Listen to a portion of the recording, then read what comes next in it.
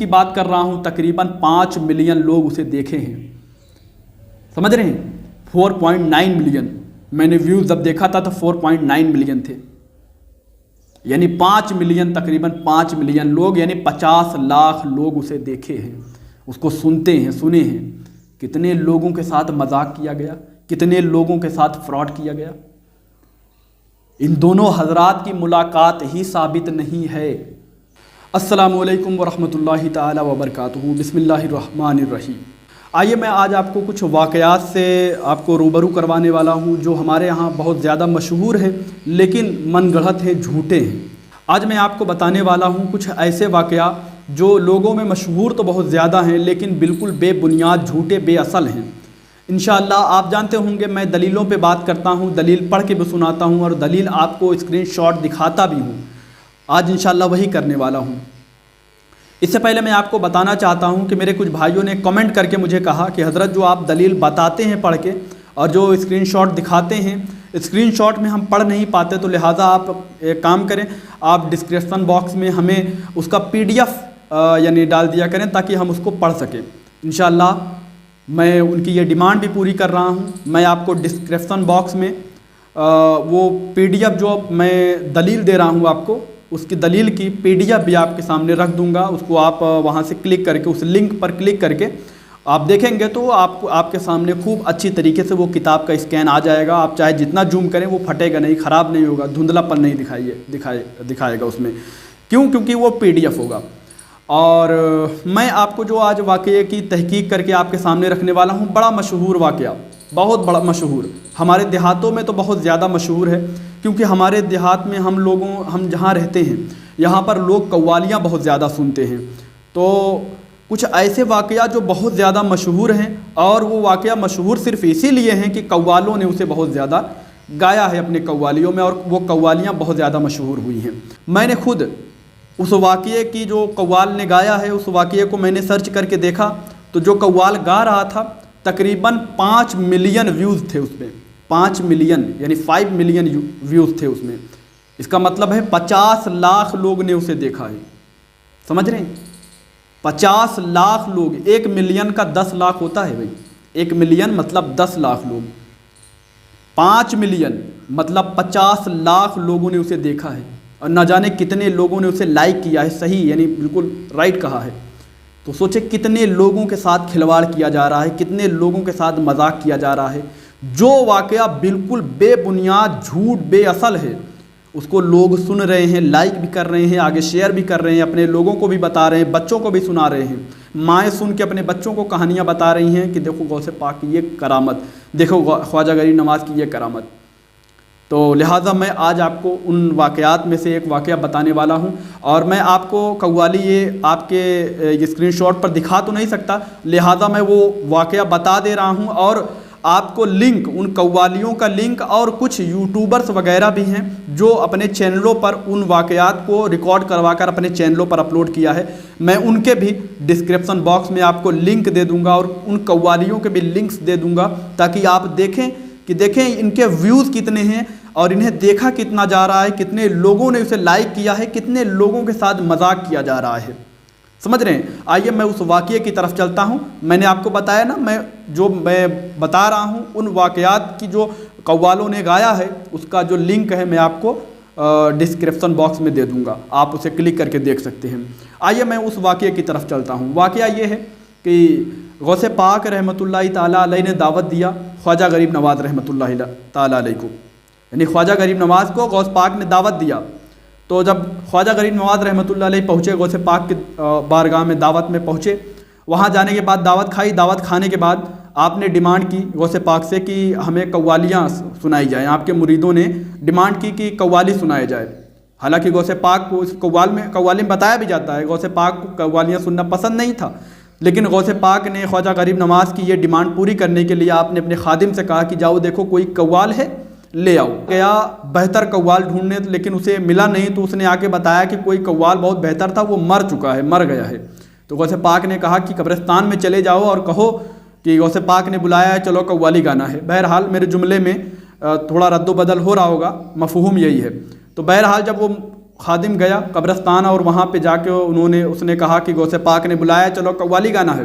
تو وہ قوال پہلے گھر گیا، کپڑے درست کیا اور اپنے ڈھول باجے لے کر غوث پاک رحمۃ اللہ علیہ کی بارگاہ میں حاضر ہوا، اور وہاں پر حاضر ہونے کے بعد اس نے قوالی گائی، اور جب قوالی گانا شروع کیا اس نے تو اتنا وزد طاری ہو گیا اس محفل میں، یعنی کیفیت وہ ہو گئی کہ بالکل یعنی لوگ یعنی جو ہوتے ہیں وہاں پر وہ اپنے آپ میں نہیں رہتے، یعنی بالکل یعنی جو محفل تھی وہ ہلنے لگی۔ غوث پاک رحمۃ اللہ تعالیٰ علیہ اٹھے اور جا کے آپ نے پائے کو پکڑ لیا، جو ستون تھا اس کو پکڑ لیا اور زلزلہ کم ہوا۔ غوث پاک رحمۃ اللہ علیہ کی بڑی کرامت ثابت ہوئی اور لوگوں نے بڑی واہ واہ تعریف کی۔ تو یہ واقعہ بتایا جاتا ہے۔ اب آئیے اس کی تحقیق میں آپ کو بتاتا ہوں کہ یہ بالکل بے بنیاد جھوٹ، بالکل جھوٹ، بے اصل ہے۔ وہ کیسے؟ غوث پاک رحمۃ اللہ تعالیٰ علیہ کی ملاقات خواجہ غریب نواز رحمۃ اللہ علیہ سے ہوئی ہی نہیں ہے، ثابت ہی نہیں ہے۔ جملہ میں ریپیٹ کر رہا ہوں، غور سے سنیے اس کو۔ خواجہ غریب نواز رحمۃ اللہ تعالیٰ علیہ اور غوث پاک رحمۃ اللہ تعالیٰ علیہ ان دونوں حضرات کی ملاقات ہی نہیں ثابت ہے، بالکل ملاقات ہی ثابت نہیں ہے۔ آئیے میں آپ کو ریفرنس دے رہا ہوں، یہ میں نہیں کہہ رہا ہوں، یہ ہمارے اکابرین مفتیان کرام فرما رہے ہیں۔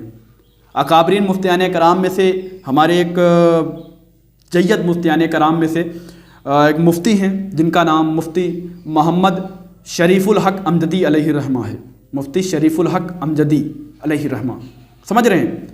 ان کی کتاب فتاوی شارح بخاری، سمجھ رہے ہیں؟ یہ شارح بخاری بھی ہیں لیکن ان کی فتاوی کی کتاب فتاوی شارح بخاری ہے، سمجھ رہے ہیں؟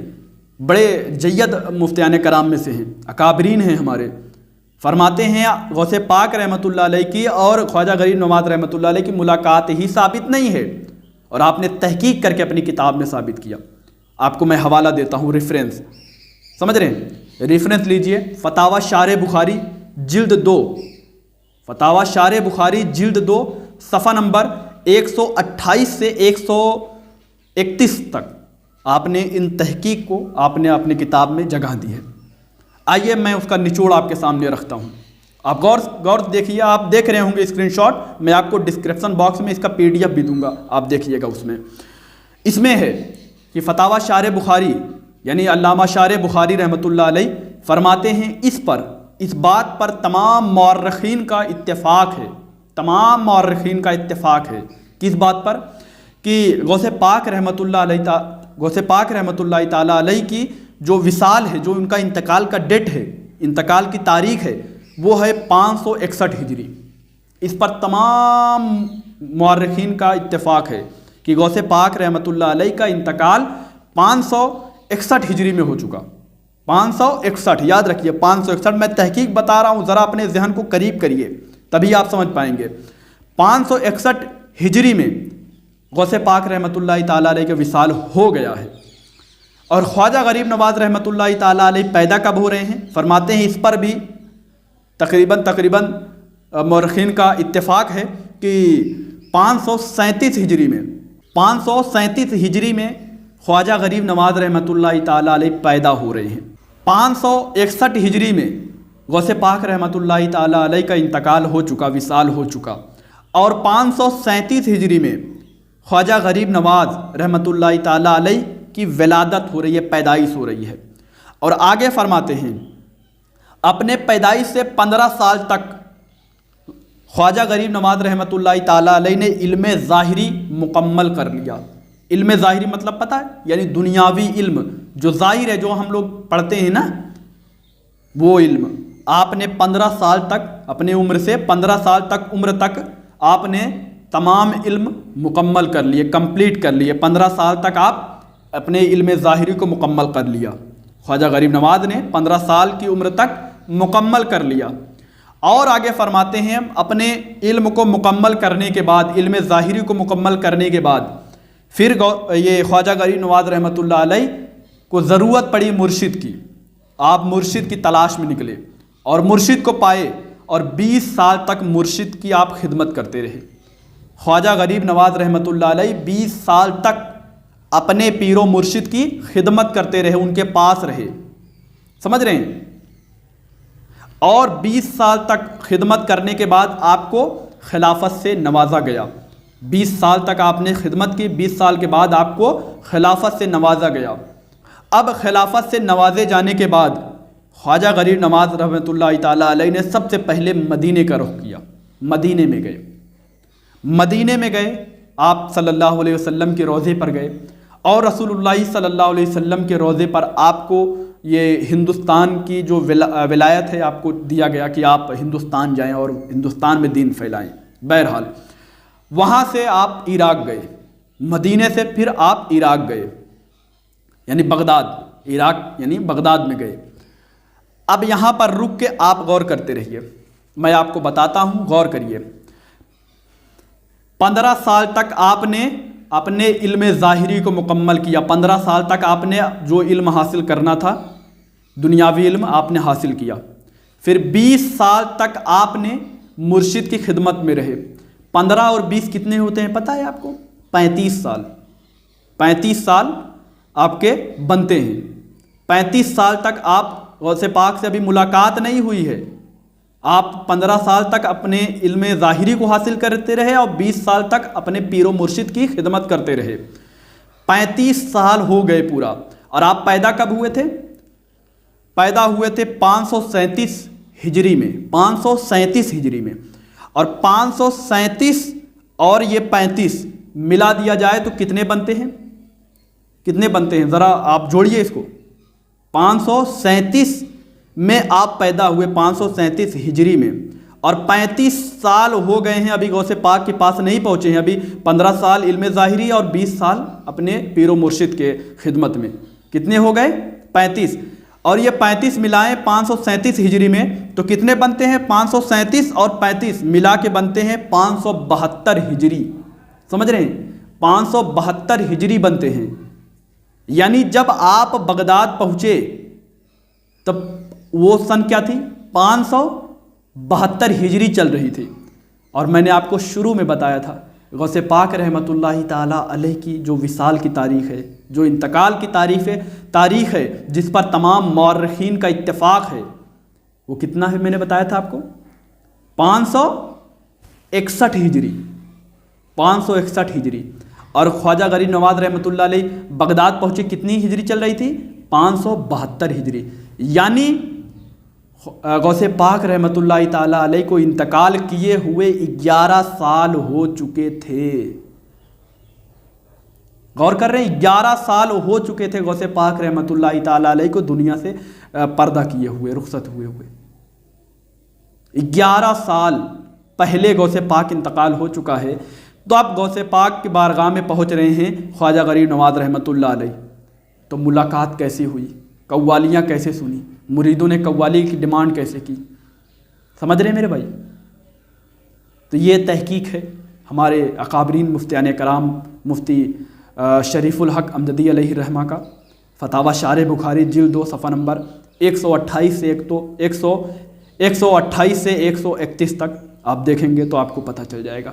تو بظاہر آپ کو یہ پتہ چل گیا کہ یہ واقعہ بالکل جھوٹ، بالکل فراڈ ہے، اور بڑی لوگوں نے بڑی اسے مشہور کیا ہوا ہے، لوگ سنتے ہیں اور آگے بھی پھیلاتے ہیں، لوگوں کو سناتے ہیں۔ اور میں قوالی کی جس کی بات کر رہا ہوں تقریباً 5 ملین لوگ اسے دیکھے ہیں، سمجھ رہے ہیں؟